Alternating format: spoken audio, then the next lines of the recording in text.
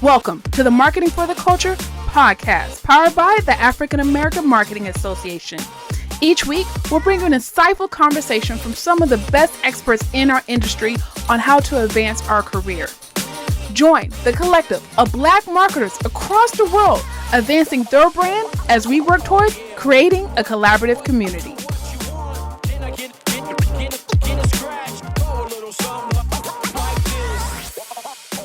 Hey everyone, welcome back to the Marketing for the Culture podcast. I'm your host, Michelle Gomez.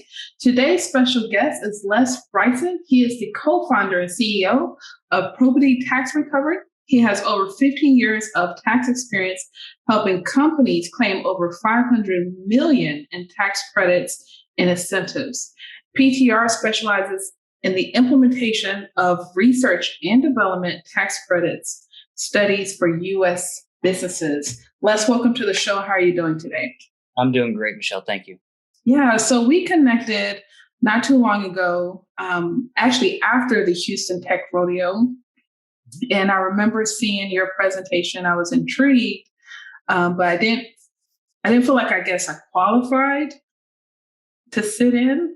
But we did have a conversation and I was like, wow, this is fascinating information and the world needs to hear it.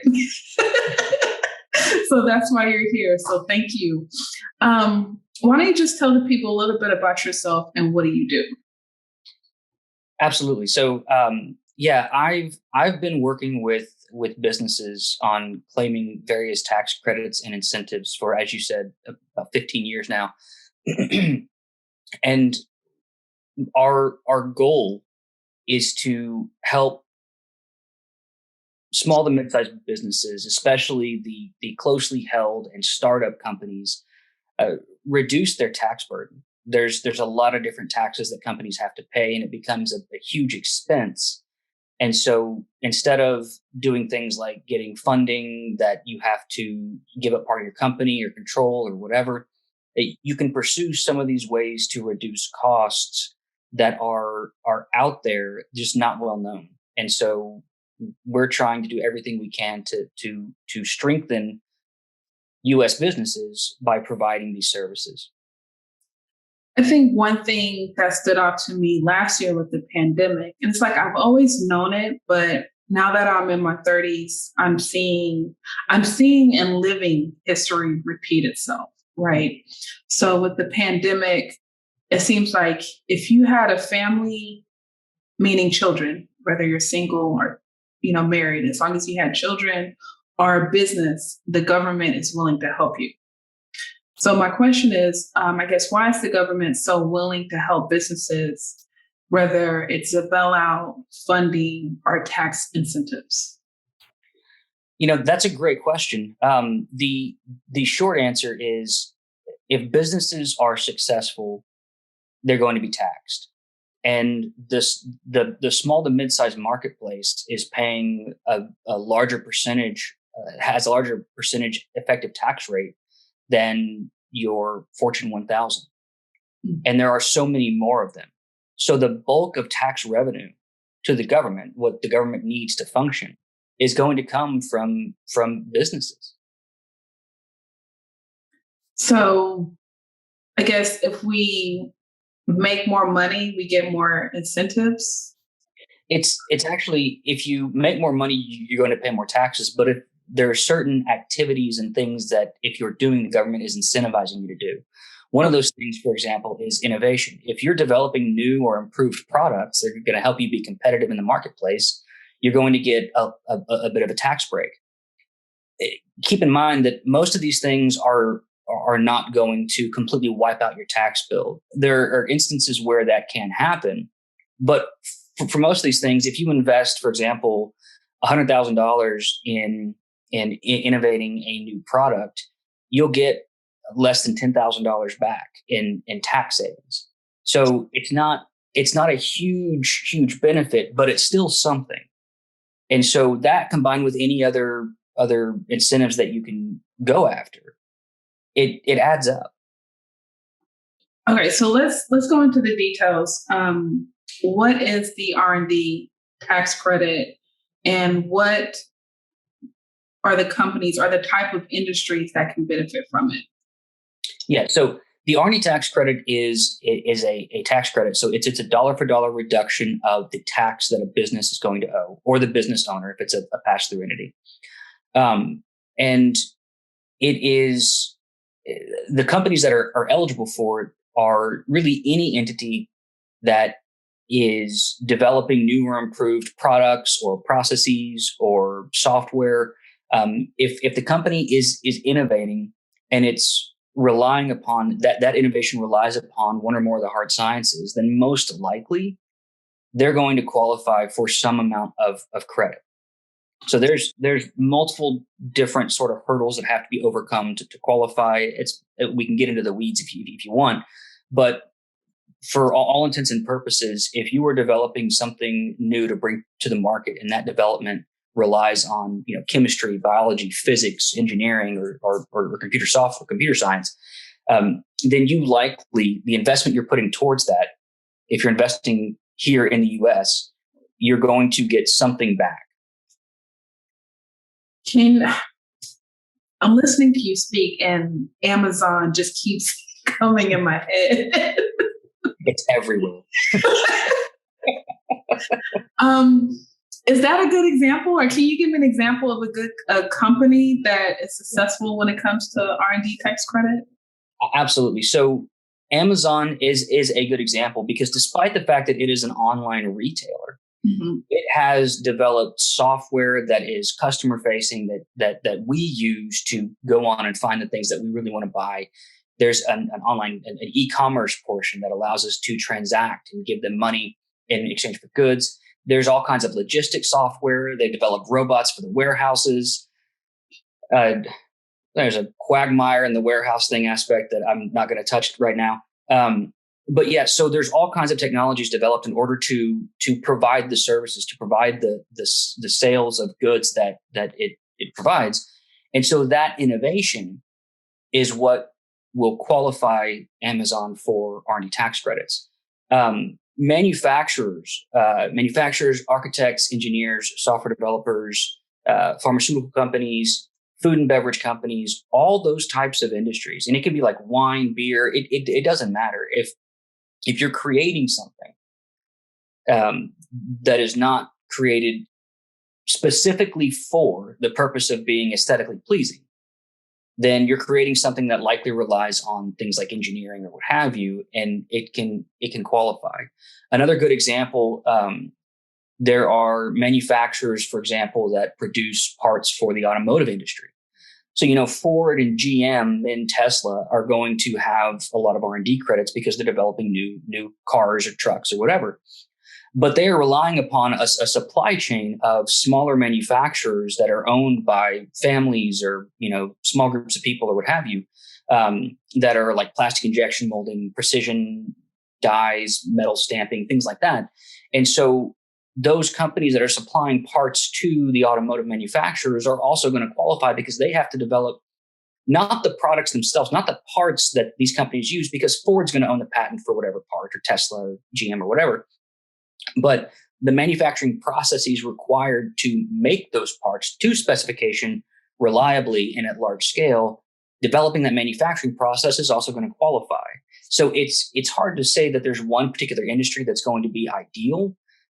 Pretty much any company that is putting forth an effort to develop something that is, again, considering or leverages physics, engineering, chemistry, biology, et cetera, is going to have qualified expenditures that are going to be used to calculate the credit. Yeah. So I think I understand everything you're saying. And I guess part of me is, okay, that's really high level. And we probably have some marketer or tech person that has a business, and we'll just say they're probably 3 to 5 years into creating this app. And they're trying to get, obviously, downloads, because the more downloads they have, they can get investors, et cetera, et cetera. So if you know you want to create an app, or you're in the middle of creating your app, how soon can you start, I guess, applying or utilizing this R&D tax credit? Another great question. So First of all, if you have an idea for an app, and again, it doesn't matter what industry you're in. If you're developing an app, then you're likely going to qualify because that app requires computer science to be developed. Now, with that said, the investment of the development activities has to occur in the U.S. And what that means is you're having to pay U.S. personnel. So if you offshore that to India or Eastern Europe or whatever, then those costs aren't going to qualify because the R&D credit the intention is to keep U.S. employees working in the fields that we've been talking about. So if you're going to develop something and you want to be able to offset some of your taxes due to that development, then pay somebody in the U.S. to do that work. Part two, if you hire one or more people and pay them via W-2, they're waged employees and not outsourced, to a third-party contractor, there's more bang for your buck. So they want you to be employing people. If you're paying for a service, you can still claim part of the credit. It's just not going to be as large of a credit. The other thing is the credit offsets either the company's income tax or if they're a startup, the payroll taxes. So if you're just getting started and you don't have much income, you're likely still paying payroll taxes if you have employees. If it's just you, then you're not going to get much use of the R&D tax credit until you start making money. Now, with that said, if you have expenses for development, the R&D credit does carry forward. So if you know where you're expecting to be profitable, you can start claiming it on your corporate returns and just start moving those carry forwards into whatever time frame. Now, it's a 20-year carry forward for the income tax credit, but that's how it works. Yeah, that's good though. Sorry to interrupt, but as a consultant, those are the things that we begin with. We look at things up front to see, okay, what is your tax position? What are the pain points essentially, right? Where are you paying tax? What incentives do we have that can help you not have to pay those taxes? And so that's the key part right there at the beginning. I think the thing that stands out the most is this is why it's so important to set up your business the right way. Mm-hmm. So that way when you grow, like you're already equipped to make these types of moves. So even if you're self-funding, it's like, okay, now that you've hit the first milestone, maybe you have an investor, right?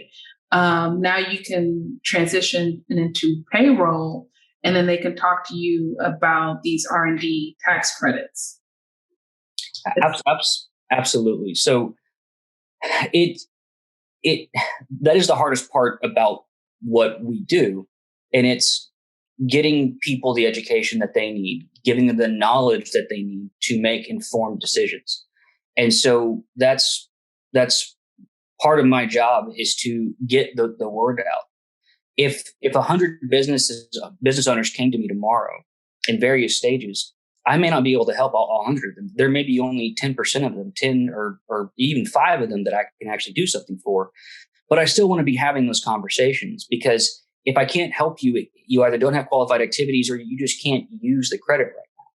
Yeah. I can still have the conversation and provide whatever guidance I can on, okay, here's what you want to be looking for. Here's the documentation you want to maintain, all of those things.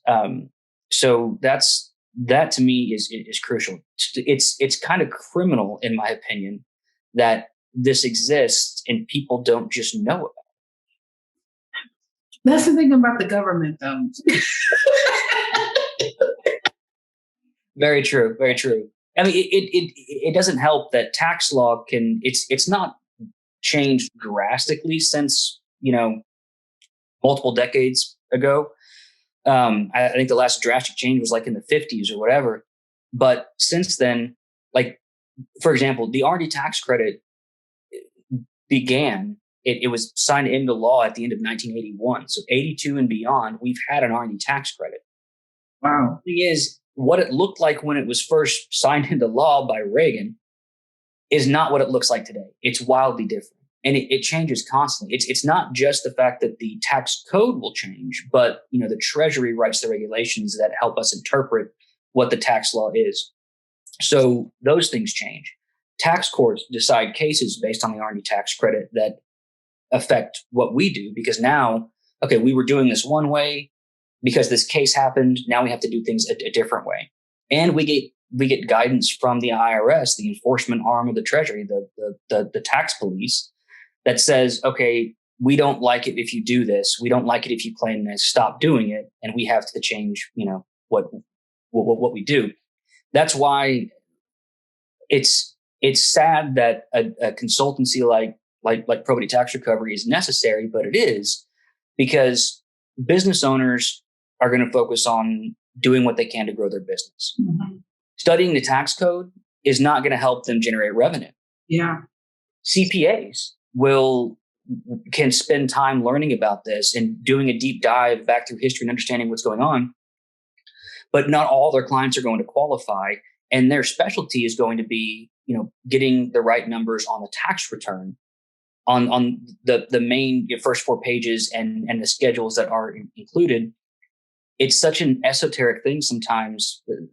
The R&D tax credit is so nuanced and requires so much specialized knowledge that for a CPA with a small to mid-sized practice to either do the research to understand everything that qualifies and to put things together in a way that the IRS will accept, it is so labor intensive. They can hire a bunch of people that are experts, but the money that they're going to make by providing those services is probably not going to pay for those people. So consultancies like ours have grown and have popped up all over the place because that specialty knowledge is necessary. And it's not just the R&D tax credit. There are other incentives out there that, again, the CPAs, it's hard to keep track of. I can't prepare a tax return, but I can do this. Yeah. Yeah. And so I know I gave the example earlier, but I guess, and we still have a few other things we want to touch on, but when is a good time to seek your services? Ideally, before the first return is filed with or for the entity. Mm-hmm. Because again, even if it doesn't make sense for you for a business owner to claim the credit, let's still talk about it and see what you can start doing to put things in place to make it easier. Again, having over a decade of experience in providing these tax consultancy services with a big company before starting my own company, I started my own company in order to provide these services to a subset of businesses that are underserved, because again, most bigger companies, if they're looking for new clients, the smaller guys that are just starting that can't use credits are not on the radar. Well, I still want to talk to those people, and I'm going to charge lower fees because I'm keeping overhead down. As a startup myself, I understand to be competitive and offer these services, I can't charge what a big national consultancy is charging, and I don't want to. I want to help the small to mid-sized businesses. Yeah, I understand that. Excuse me. Speaking of small businesses, there's also the employee retention credit.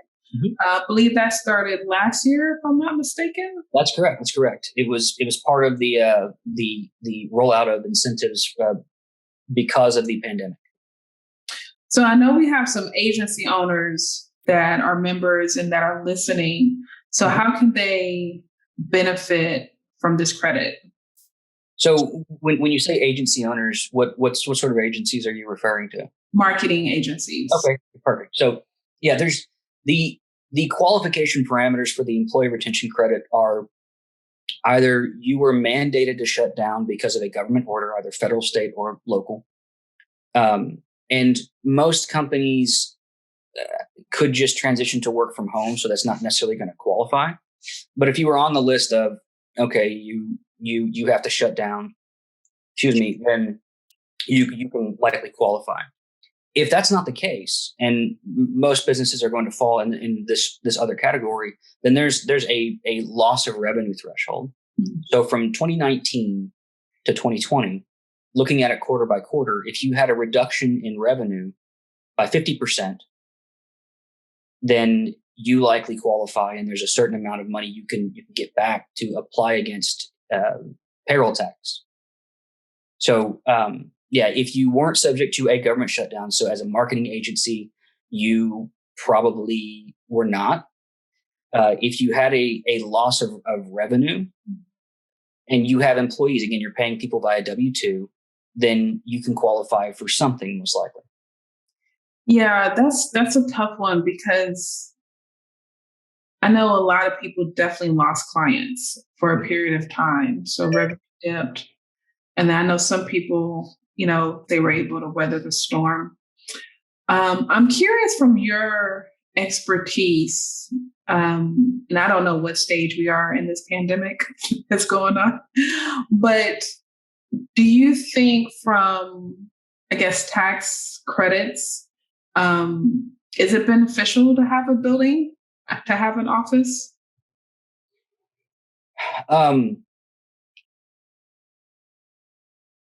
That's going to be dependent upon the business. So I know for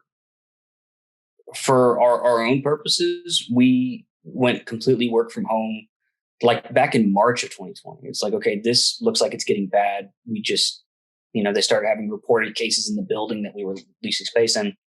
So I was like, you know what? No, I got kids at home. I'm not doing this. And we stayed that way until this past month. And it was just, okay, everybody's vaccinated, and those of us who want to go back in, we will.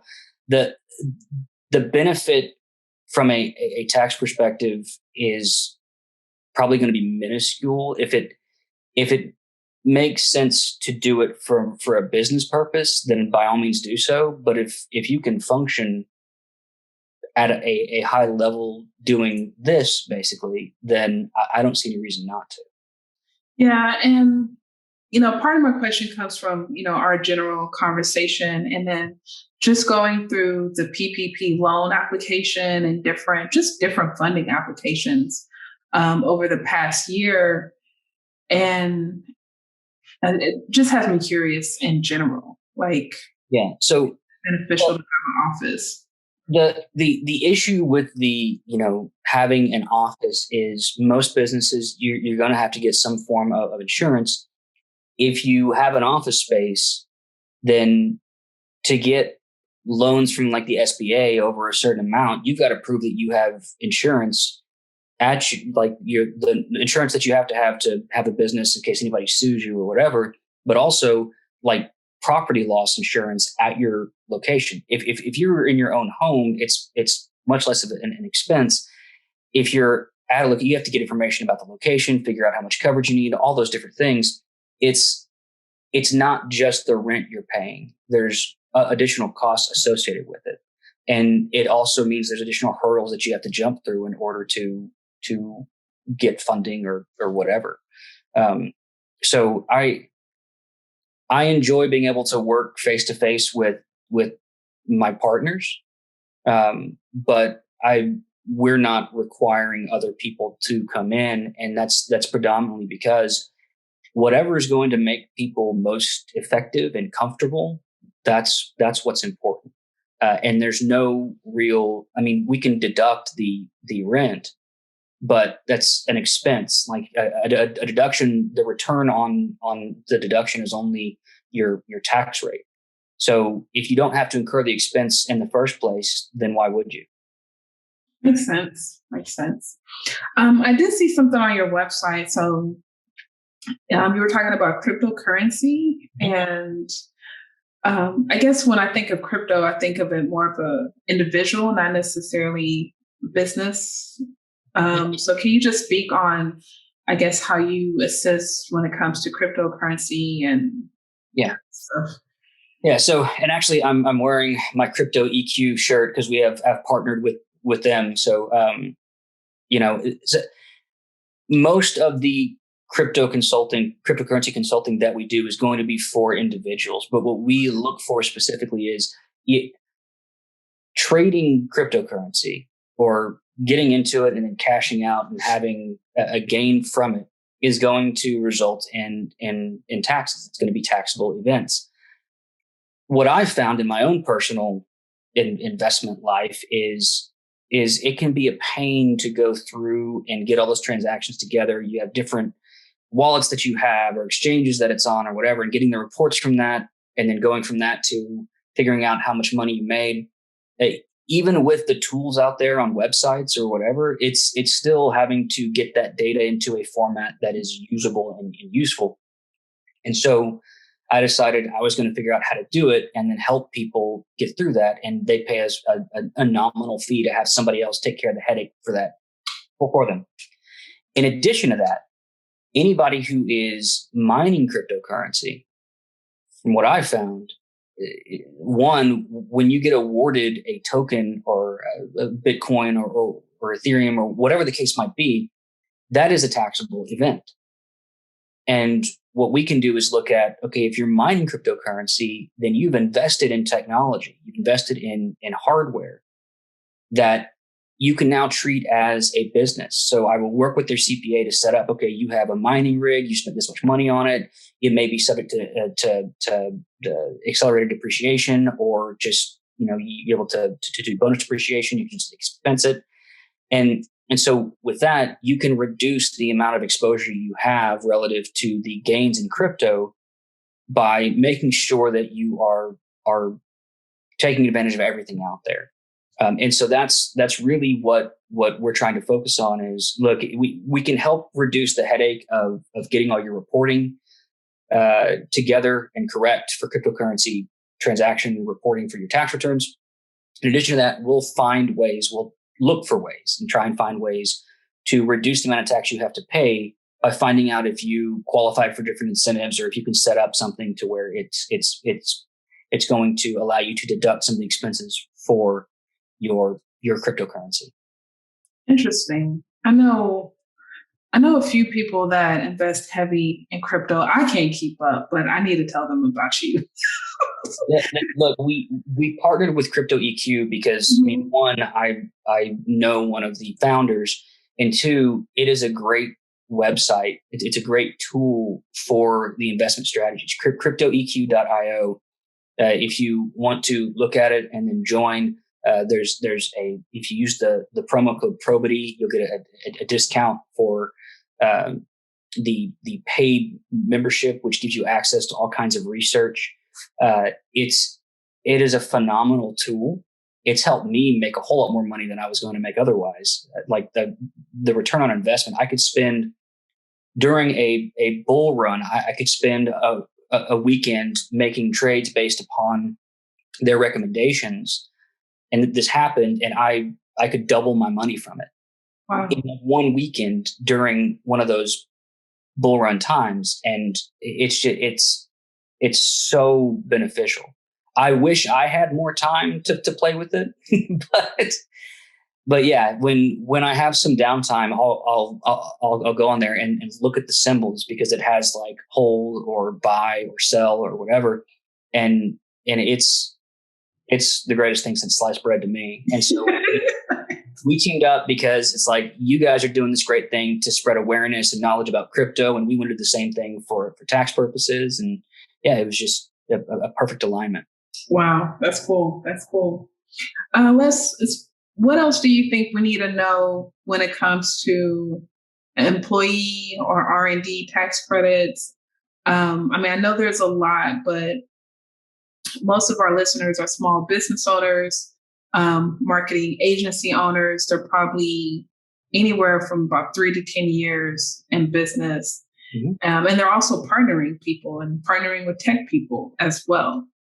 So is there any last bit of advice you can give us? Yeah. So the key thing is if you try to learn about all this stuff on your own, you can probably figure out. If you started a business, you're likely smart enough to go and figure this out. But the cost of doing so is probably going to be bad for business. So the first step, in my opinion, is always talk to your CPA first. Whoever's preparing your return, ask them. And if the response is, I don't know, then reach out to a consultancy like like ours, like Probity, and start a dialogue. It's not going to cost you anything. In most cases, I hope nobody charges for an initial consultation, but just have a conversation that you don't have to pay for.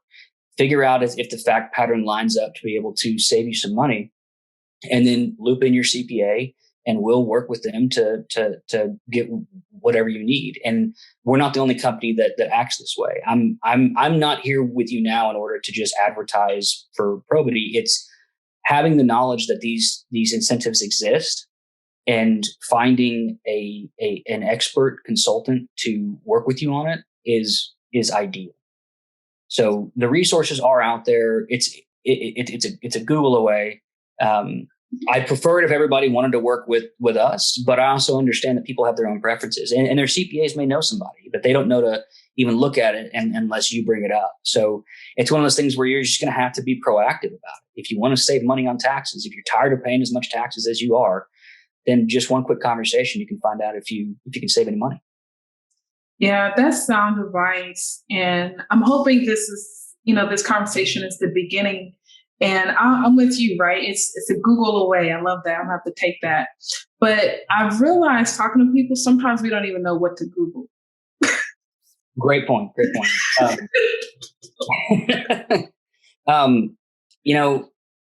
Tax savings, tax credit, those things. The first hit you're likely going to get are the big firms that are paying a lot of money to be those sponsored ads on Google. Maybe even going through LinkedIn to find people who specialize in tax credits and incentives may be better. Because at bigger companies, most likely you're going to pay more for what you're doing, because again, they have a lot of people to pay and have you. So, saving money as a business owner is paramount. So focusing on those ways that you can get a good deal is ideal. So yeah, again, but the key thing up front is to start with whoever's preparing your return. Ask that person or that team about, hey, what credits and incentives am I eligible for? And go from there. I don't know, listening to you, I feel like I'm missing out. I feel like, we have to do a better job questioning experts just so we can get a better understanding. So I really appreciate your advice on that. Yeah.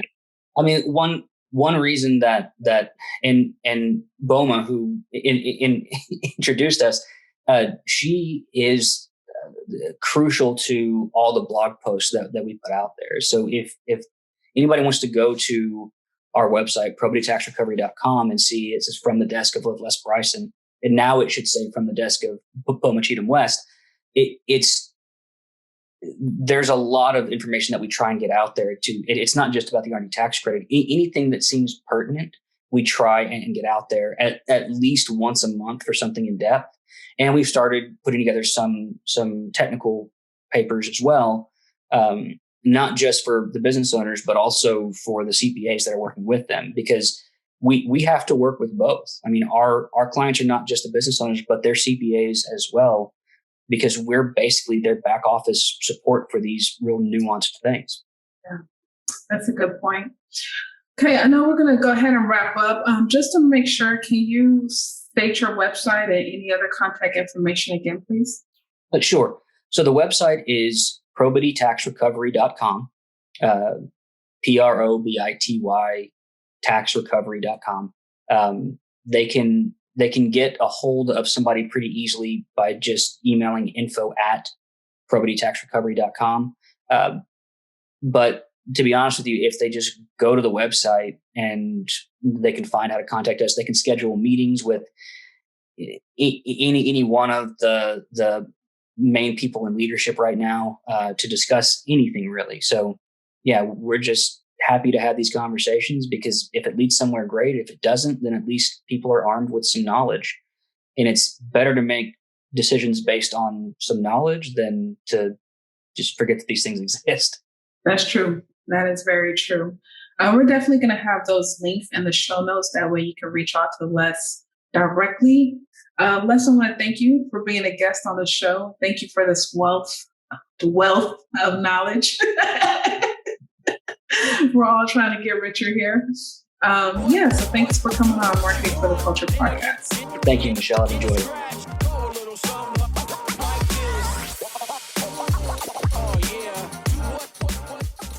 Thank you for listening to Marketing for the Culture podcast. If you haven't already, please subscribe, whether it's on Apple, Google, Spotify, or your favorite podcast platform. And of course, our videos are on YouTube. If you have a moment, feel free to give us a rate, review, or just comment. We appreciate our sponsors for their continuous support. Also, if you're interested in learning more about our sponsors or becoming a member of the African American Marketing Association, visit aa-ma.org.